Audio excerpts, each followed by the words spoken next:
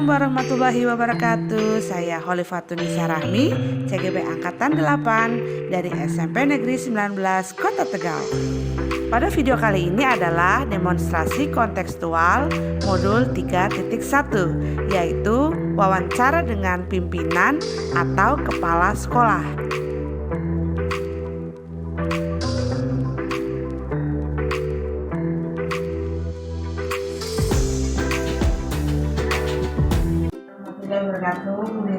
Waalaikumsalam warahmatullahi wabarakatuh. Terima kasih atas waktunya yang memberikan waktu, meluangkan waktu pada saya untuk bincang-bincang ini. Sehat Bu Lini? Jadi pada hari ini saya ingin mewawancarai Bu Lini selaku kepala sekolah atau sebagai pimpinan di SMP Negeri 19 yang tidak kadang sih Bu, pasti menghadapi suatu permasalahan itu. Masalah memimpin atau menjadi pimpinan itu juga sering. Iya, pas terjadi seperti itu. Langsung saja nih, maksudnya masalah yang pernah dihadapi itu yang bisa sih baru-baru ini, atau misalkan kayak yang berkenal sekali di hati Bu Lini itu bisa diceritakan.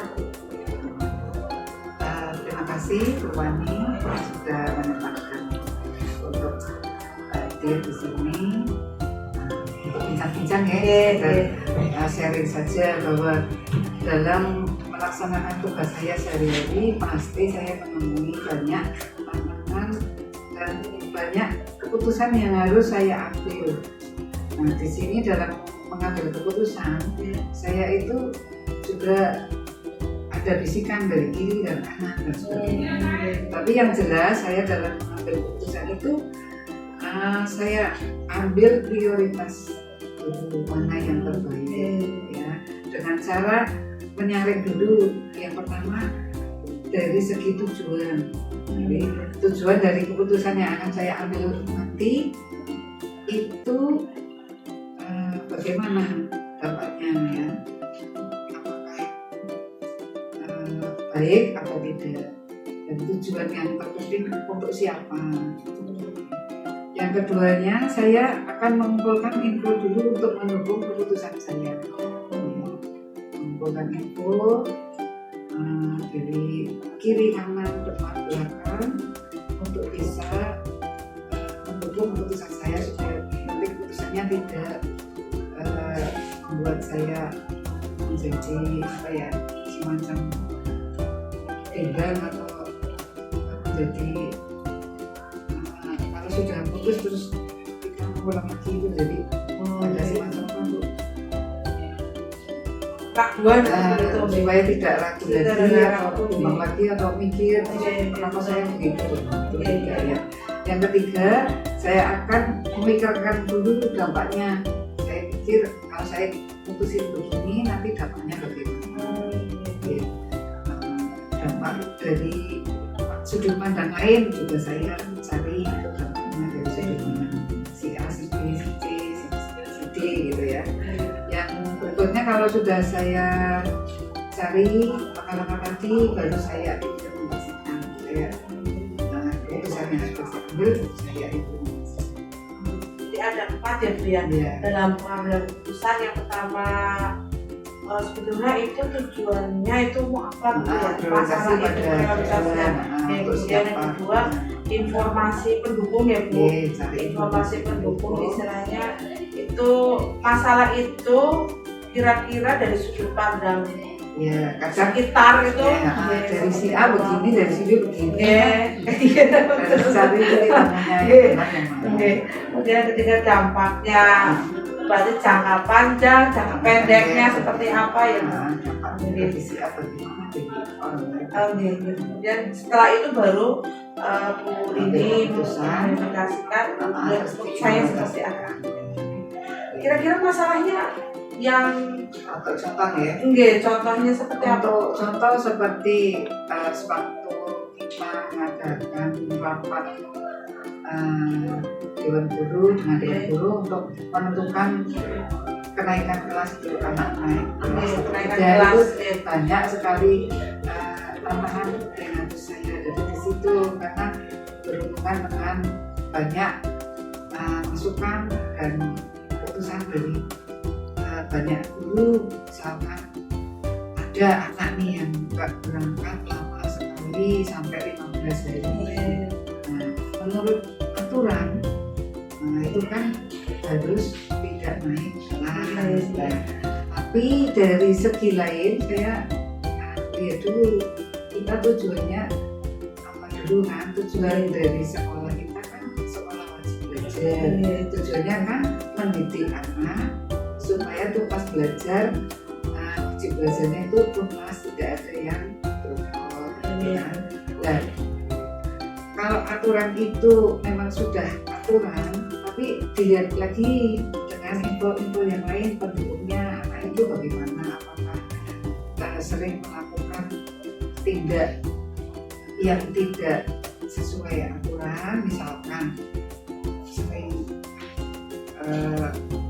membeli atau sering marah atau berani sama guru atau tidak. Nah, itu dilihat dari segi itu. Kalau ternyata tidak ada kelakuan yang seperti itu, yang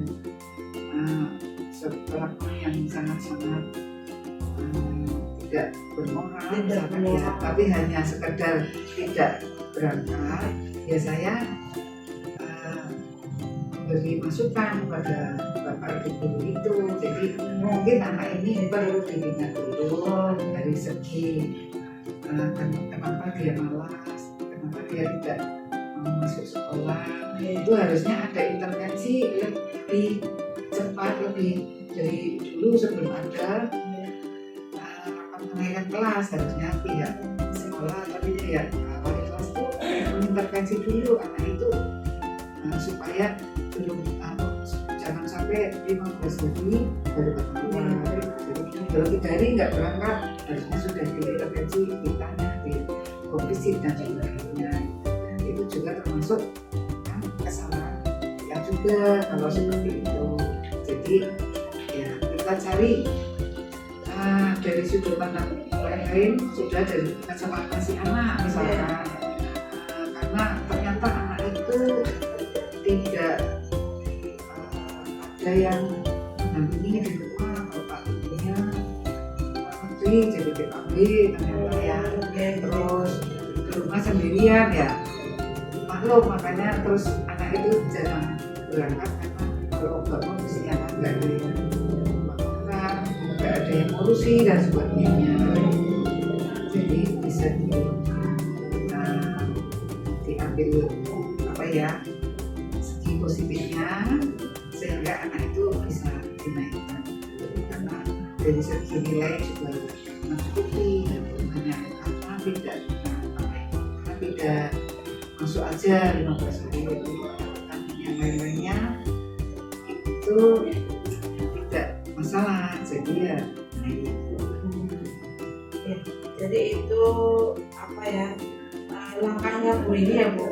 Jadi langkah-langkah Bu ini atau prosedurnya yang dilakukan ketika menghadapi masalah kasus-kasus yang berupa dilema ya, sama-sama benar istilahnya. Anak wajib belajar, kemudian anak juga harus naik istilah menyelesaikan wajib belajar, kemudian sisi anak itu juga harus tidak boleh bolosnya atau apanya itu 15 hari. Jadi kira-kira dari langkah-langkah yang pernah Bu ini ambil ketika mengambil suatu keputusan yang dianggap efektif menurut Bu ini dalam mengambil keputusan kasus-kasus dilema etika itu yang bagaimana Bu?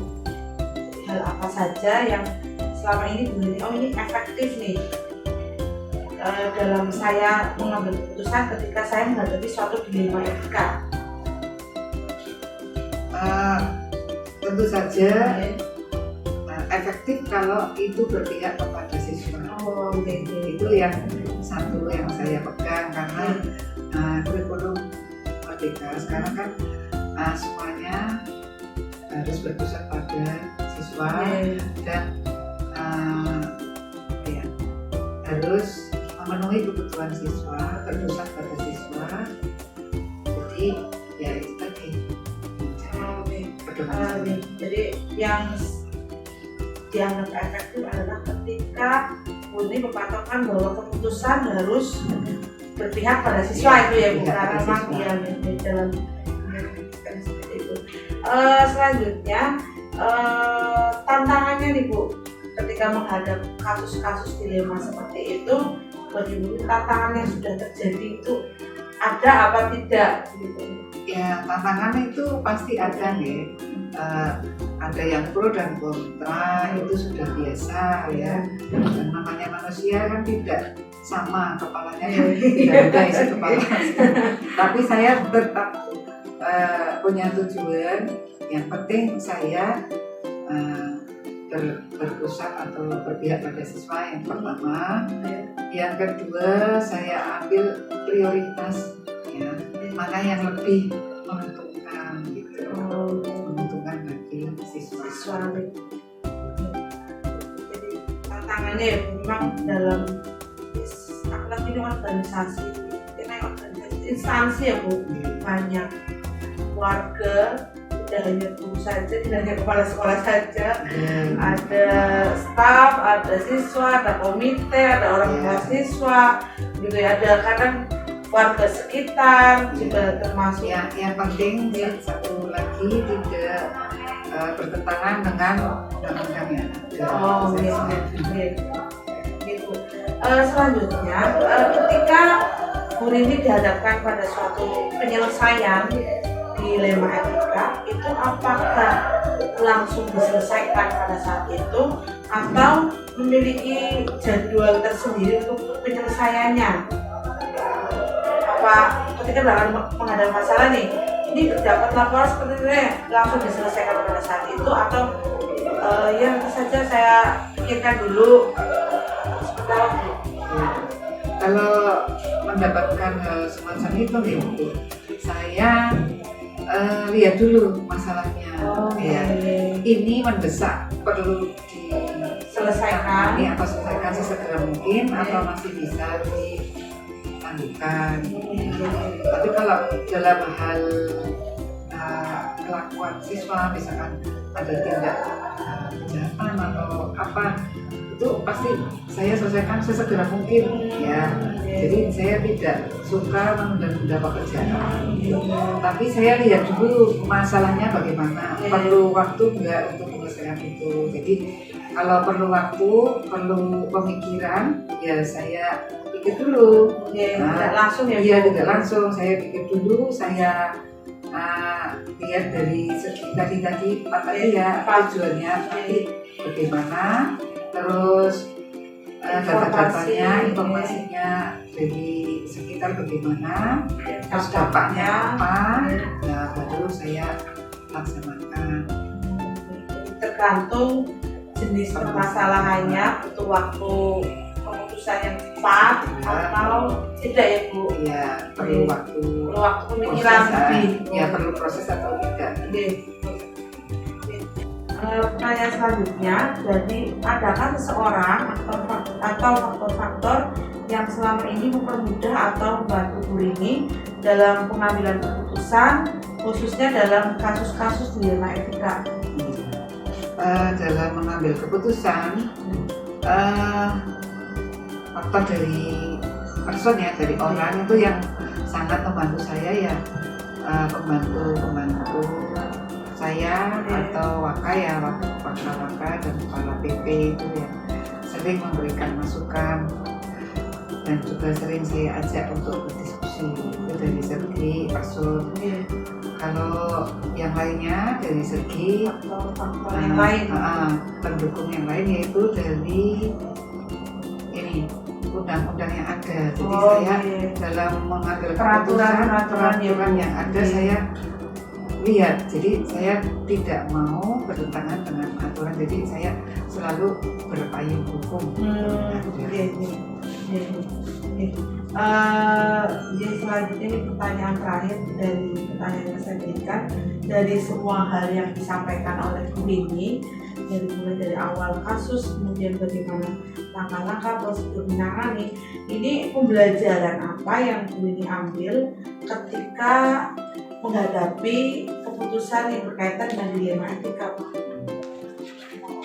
Jadi semacam apa itu kesimpulan? Iya, jadi kira-kira itu pembelajarannya Pembelajaran dari bagi saya. Bu ini sendiri sebagai seorang pemimpin. Gitu. Buat saya sendiri, kalau saya menghadapi masalah-masalah atau tantangan-tantangan yang mana membutuhkan keputusan, itu bagi saya itu sangat apa ya, membantu, sangat memberi warna di kehidupan saya untuk menjadi orang yang lebih dewasa. Jadi yang jelas, kalau dalam mengambil keputusan itu tidak boleh desak-desu dalam bahasa Jawa ya. Tidak boleh ego atau menurut kehendak hati sendiri. Tapi saya akan filter dulu dari segi hukum yang pertama, yang kedua dari segi tadi ada tujuannya untuk siapa, keputusan itu berpihak kepada siapa. Yang berikutnya dilihat dari sudut pandang lain, keputusan saya ini berakibat dampaknya kepada siapa, untuk siapa, dan lebih bermanfaat atau tidak. Lebih mana saya cari setelah saya buat semacam list gitu kan, terus saya prioritaskan mana yang lebih prioritas, baik itu yang saya jadikan terus. Terima kasih Bu. Jadi dari pengalaman pagi hari ini gitu, istilahnya saya juga bisa memberikan pelajaran bagi saya. Maksudnya bagaimana cara mengambil keputusan, kemudian menghadapi dilema ketika dia menghadapi dilema etika seperti apa. Insya Allah nanti bisa dijadikan pembelajaran kita semuanya. Terima kasih Bu atas waktunya. Lancar semuanya ketika menjadi seorang pemimpin, tanpa ada suatu masalah istilahnya yang berkaitan dengan hal melanggar aturan tadi ya Bu ya. Ada satu lagi Bu, kalau misalkan tidak ada hubungannya dengan dilema etika, ada hubungannya dengan pekerjaan. Saya harus menghadiri apa atau misalkan apa, padahal saya di sekolah ada pekerjaan yang harus diselesaikan atau ada masalah apa dengan orang tua atau apa. Nah itu saya lihat masalahnya, saya pakai yang namanya prioritas yang mana yang mendesak, mana yang penting, mana yang tidak mendesak, mana yang tidak penting. Jadi ada itu saya buat metrik ya. Kalau yang lebih mendesak dan penting akan saya lakukan sendiri. Tapi kalau tidak begitu penting tapi mendesak, ya saya delegasikan ke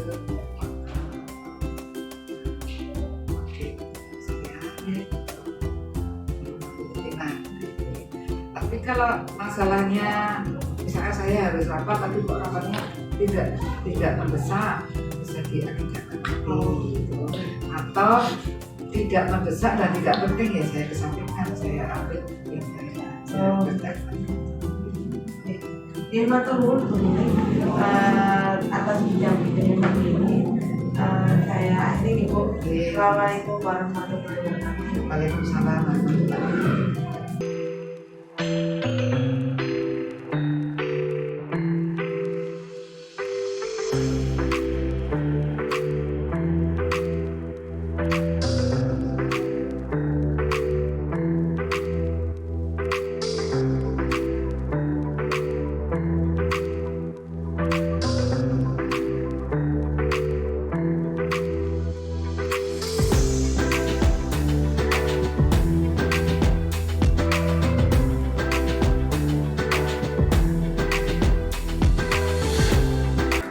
warahmatullahi wabarakatuh. Waalaikumsalam warahmatullahi wabarakatuh. Ya, alhamdulillah hari ini saya bisa bertemu dengan Bu Evi dengan waktu yang sangat padat. Bu Evi ini adalah Kepala TK Pembinaan di daerah Tegal Selatan. Keren. Mau minta waktunya Bu Evi untuk bincang-bincang ini mengenai tema, yaitu dilema etika atau kebutuhan moral.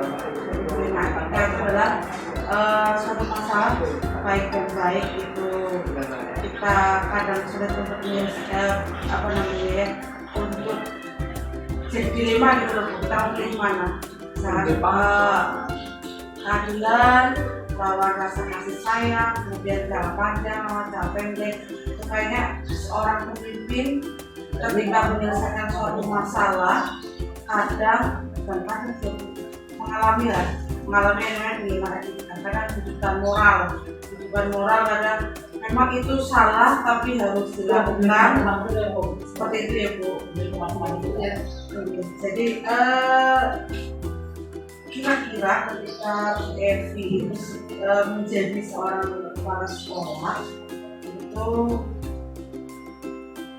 bisa dapat mengidentifikasi kasus-kasus yang merupakan dilema etika atau kebutuhan moral itu kayak sudah pernah atau belum berdasarkan pengalaman Bu Evi? Ya, yang jelas pasti ada ya, sering saya temui bahkan di dulu di perspektif, di murid, kemudian dengan kemitraan, dengan landing, itu semua pasti ada. Kita kadang mempertimbangkan semua itu dengan rasa ya, artinya misal ya, dari misalkan misal sekolah saya kebetulan kemarin punya saat jadi kita akan mempersiapkan sekolah saya, otomatis saya tawarkan silakan deadline-nya adalah dalam membersihkan tentang kebersihan lingkungan sekolah itu tahap berarti nanti kita akan melibatkan guru juga untuk melakukan tapi jenengan juga punya tanggung jawab ketika mana-mana yang menjadi tanggung jawab panjenengan. Kemudian ketika ibunya sakit, kemudian saya akan melaksanakan tugas tapi saya juga ibu saya sakit, bagaimana ya Bu Evi? Dia ngomong bagi orang tua juga penting, ada seperti itu. Orang tua juga penting, itu pengabdian panjenengan di masa tuanya beliau. Jadi sekarang prioritas. Kalau menurut diri sendiri bagaimana? Mana yang akan diutamakan? Saya inginnya dua-duanya, tapi kok sulit ya mengkondisikan itu. Karena ibunya itu memang sakitnya yang darah, dan itu ternyata kanker darah. Jadi saya langsung cut, saya nggak tega gitu ya. Seandainya terjadi pada saya bagaimana? Akhirnya Mbak Yuni, terima kasih Mbak Yuni sudah sangat baik untuk memberikan respon pekerjaan di sekolah ini dengan memberikan dukungan. Tapi kali ini Bu Evi kok ya nggak tegel gitu. Silakan Mbak Yuni jagain orang tua. Selalu ada di samping orang tua. Barangkali orang tua membuat sesuatu, minta ditungguin dan sebagainya, silakan. Saya beri perluasaan waktu untuk ini. Tapi 24 jam itu, membuat Mbak Yuni mau mengerjakan di sini berapa jam? Saya toleransi seperti itu. Melibatkan guru menyelesaikan bersama, dan guru juga memberi rasa empati juga karena sudah saya katakan sejak awal seperti itu. Jadi sebagai seorang pemimpin istilahnya ya, Bu Evi itu bisa memahami istilahnya merawat orang tua itu kewajiban, sedangkan di sekolah juga kewajiban. Yang akhirnya Bu Bapak kembalikan lagi bagaimana konsekuensi dari guru tersebut, ya, kemudian supaya tidak saling saling berbenturan gitu ya Bu. Orang tua juga dapat ini dan pekerjaan juga masih bisa melakukan meskipun porsinya nggak terlalu full gitu ya. Jadi ketika menghadapi seperti itu, Bu Evi itu langkah-langkahnya itu prosedurnya gimana sih untuk mengambil suatu keputusan? Saya harus bersikap seperti ini terhadap ibu yang tadi misalkan seperti itu. Jadi tentunya berdasarkan yang diutarakan Mbak Yuri tadi, saya juga punya ibu ya, ibunya. Ya sudah Mbak Yuri, terima kasih Mbak Yuri sudah memberikan informasi. Kemudian izinkan Bu Evi untuk bisa melibatkan guru lain untuk membantu Mbak Yuri. Kemudian juga kan dia punya suami yang kebetulan juga bersiap di sini. Ya, jadi silahkan diatur dengan Pak Junet mana-mana yang akan diberikan Pak Junet, mana yang perlu dibantu oleh guru. Ya, dengan diskusi seperti itu Mbak Yudi mempunyai masukan. Bu Evi mohon maaf jika saya akan fokus pada jumlah kelas, kemudian kebersihan kelas disebutkan itu bagaimana? Berarti pastinya masalah. Oke Mbak Yudi, nanti saya sampaikan ke teman-teman. Saya setuju saja sih. Jadi kita bersama-sama ya Mbak Yudi, kemudian Mbak Yudi juga sehat. Maka ya 2 bulan ya, kurang lebih 2 bulan itu sakitnya dari kemana-mana itu 2 minggu yang lalu. Saya juga tidak merasa bersalah, yang Yuri juga tidak bersalah. Itu seandainya saya merasa betul, saya akan merasa gelo sekali. Teman-teman di sini dulu juga ketika kita bentuk tim juga, ketika ada proses setengah second untuk dan dengan ketuanya lagi yang menjadi organisasi AS itu, kemudian protokol pengisian kegiatan itu kita punya guru 3 yang bisa didirikan dan mereka antusias alhamdulillah sampai dengan November semuanya sudah berjalan. Atau yang pertama kita harus lihat masalahnya dulu siapa ya. Kemudian setelah itu kita melihat misalnya peluang-peluangnya berapa, kan sampai kedatangan berapa, kemudian tapi saya juga boleh ditambah memang penting tempat sebagai orang pemimpin itu ternyata memang dibutuhkan kita mengambil satu keputusan. Kemudian hal apa saja yang kira-kira itu anggap itu sebuah efektif dalam pengambilan keputusan pada kasus yang seperti di lokasi ya. Saya rasa kalau saya alhamdulillah sudah menjumpai teman-teman kami. Jadi itu kebetulan yang terdekat kemarin adalah Mbak Ibu. Kemudian ada di sisi lain saya memang jauh, kemudian punya anak kecil, sedangkan suaminya tugas di luar kota, ya dia sendirian, anak harus mengantarkan kesalahan, selama itu saya diketahui sehingga dia sering berkata saya juga aktif juga sama yang bersangkutan. Harapannya beliau bisa punya inisiatif bagaimana mensiasati itu saya katakan silakan kita tidak juga pernah punya anak itu kalau sudah tahunan orang ini juga kita mau jadi bagaimana mensiasatinya mudah-mudahan bagaimana sehingga di akun itu bisa juga misalkan dia mungkin sarapan di sini bersama dengan anak-anak ketika makan makan bersama. Kemudian kalau sudah lupa. Kerudungnya juga kerudung kaos dulu, Oke. baru ganti. Oke. Jadi ikut apa ya Bu? Itu memberikan saran ya Bu, memberikan saran, berbagi pengalaman dari sendiri dari pengalaman-pengalaman situasi yang dahulu ya. Kemudian ini kalian dalam sekarang juga tantangannya apa tuh? Kita semua berkeputusan, kemudian itu mencakup menjadi kita itu tantangannya begitu itu sendiri sebagai seorang kepala sekolah itu bagaimana? Ada atau tidak? Jelas ada sekali. Oh ada sekali ya. Kalau tidak ada tantangan maka akan berjalan apa ya? Tidak ada seninya ya artinya dalam mobil itu akan datar gitu saja. Jadi tantangan itu juga perlu.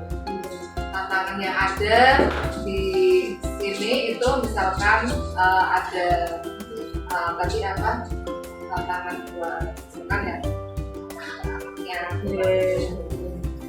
anaknya ataupun tantangan istirahat artinya itu di sini kelas ada laki-laki gurunya belum datang artinya kadang tantangannya kebetulan ada berarti saya mau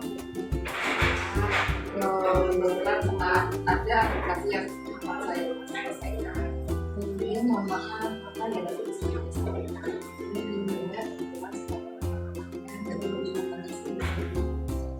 juga yang keren dan memberikan pengalaman dalam cara itu kemudian lingkungan nyaman di sini ada saya bisa membagikan guru saya dan harus saya pada lembaga ini ya bakalan anak-anak ini mengantar mereka melakukan ZPK jadi saya tidak kepercayaan pada orang tua bahwa apa ya menerima kemudian seiring jalannya waktu itu orang tua juga menilai oh ternyata sekarang A itu bisa berubah kayak gitu jadi ada apa ya refleksi juga untuk kita mau apa ya menerima umpan balik dari lalu juga sebenarnya kita diskusikan tantangannya bisa dari dalam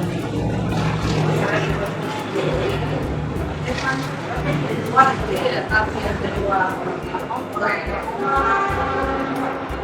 dalam seharusnya saya kepala sekolah ada jadikan yang harus diselesaikan selesai maka saya harus menggantikan kadang tiba-tiba tidak berangkat anaknya sakit cuma kita juga seorang ibu yang bisa kita ego nggak bisa dilemanya di situ. Ketika mengalami seperti itu ya itu biasanya Bu Evi langsung menyelesaikan saat itu kalau tidak ada masalah atau misalkan Bu Evi itu memiliki nanti saja lah kira-kira saya tahu masalah ini saya menyelesaikannya nanti saja di jadwal kayak itu perenungan atau misalkan prosedurnya seperti apa sih ya supaya misalkan jadwal menghadapi masalahnya seperti itu tergantung tantangan itu terjadi masalahnya itu iya masalah yang ada itu harus segera diselesaikan atau tidak kalau misalkan yang segera tapi yang penting saya tangannya anak-anaknya dulu dalam kelas itu kita layani dulu keputusan yang segera keputusan yang nanti umpan balik dan paling dulu pakai nanti kita diskusikan dengan yang bersama kita programkan tergantung untuk penyelesaian cepat atau tidaknya ya sebuah masalah itu ya dulu kalau misalkan keputusannya harus cepat berarti langsung saat itu gitu ya saat ini jadi kalau misalkan itu harus dirembuka atau dimusyawarahkan dengan yang lain kemudian bisa diagendakan hingga ya hari waktu selanjutnya ketika ada nggak sih misalkan faktor-faktor yang selama ini mempermudah atau membantu Bu Evi dalam mengambil keputusan terhadap kasus-kasus yang Bu Evi alami?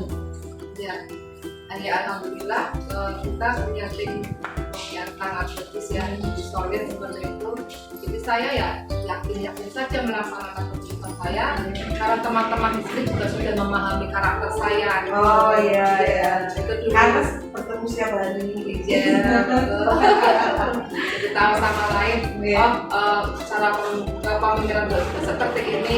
Jadi mereka bisa menyesuaikan. Ketika saya mengambil keputusan yang sudah, misalkan terpaksa saya harus bekerja di kan kelas yang diadakan ya saya gabung seperti itu, mereka sudah siap. Saja bukan pokoknya siap seperti itu. Begitu pula dengan pendik dan kemudian ke teman-teman kebersihan itu juga seperti itu. Komite juga seperti itu. Jadi saya anggapnya ketika mana yang perlu di perusahaan segera melibatkan siapa, saya langsung ambil telepon atau WA itu langsung saya hubungi, dan alhamdulillah mereka welcome gitu. Saat itu selesai juga gitu. Tapi misalkan butuh diskusikan itu teman kami bisa memberi penjelasan begini dengan segera karena kita harus melibatkan komite. Karena kebetulan ada program sekolah yang orang tua itu tidak sependapat dengan kita, dan itu sudah diprogramkan dengan komite. Tapi tetap ada misalnya yang lucu gitu. Jadi terima kasih masukannya Bapak Ibu, nanti kita akan kami koordinasikan dengan yang punya program ini juga yaitu komite guru kurikulum kita. Jadi kami akan diskusi dulu sebelum hari sekian depan insya Allah sudah ada guru dari lembaga sendiri, kemudian instansi, semua personal tadi itu ya, sangat sekali bantu PFD ya, semua warga sekolah ya, warga sekolah. Dan itu memang harus katakan itu harus tips dari PFD supaya kompak, supaya istilahnya ketika ada masalah seperti apa pun satu kata, kemudian seiring kata gitu ya Bu. Itu yang perlu dibangun itu yang seperti itu.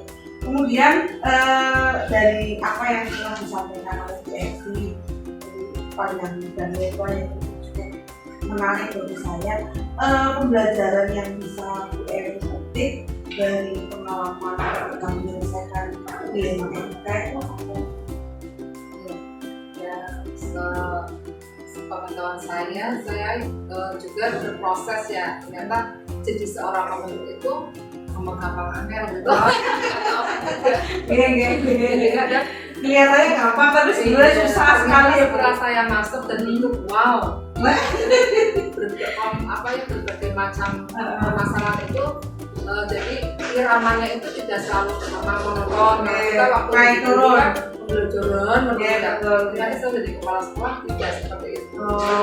Masalah dari fungsi pending, sarpas, ya, kemudian guru, bagaimana guru itu perlu dilayani oleh kita yang menyesuaikan.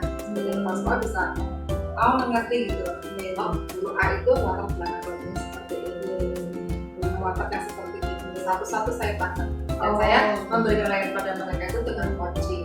Jadi tidak harus masalah yang guru saya hadapi atau saya lalu sekolah saya hadapi kalau saya memberikan solusi itu tidak. Saya tawarkan ya.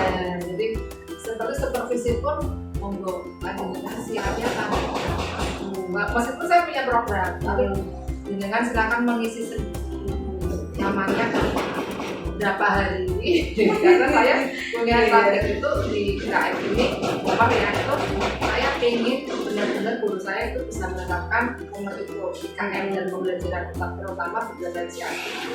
Jadi saya tetap sampaikan di awal berarti punya rencana untuk bulan depan ya, ini September kemarin sudah minggu itu sudah ada seperti sekali masih kurang, dan itu mereka yang untuk Oktober silakan bisa saya mau menunggukan, mau tarikan lagi dengan mau memenuhi dengan kita sudah bersama sekali karena belakang tidak ya Bu ya nanti bukan untuk benar-benar sudah mengenal diferensiasi itu. Luar biasa.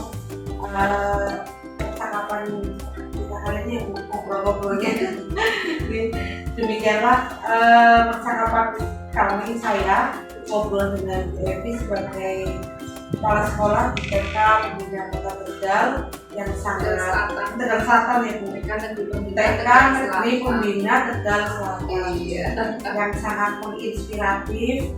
Jadi ini adalah salah satu apa namanya berbagi cerita itu menambah pengalaman terutama di saya Bu. Apalagi kalau misalkan yang seperti dilema etika yang kadang-kadang kita itu mau bertindak seperti apa karena sulit sekali untuk mengambil suatu keputusan.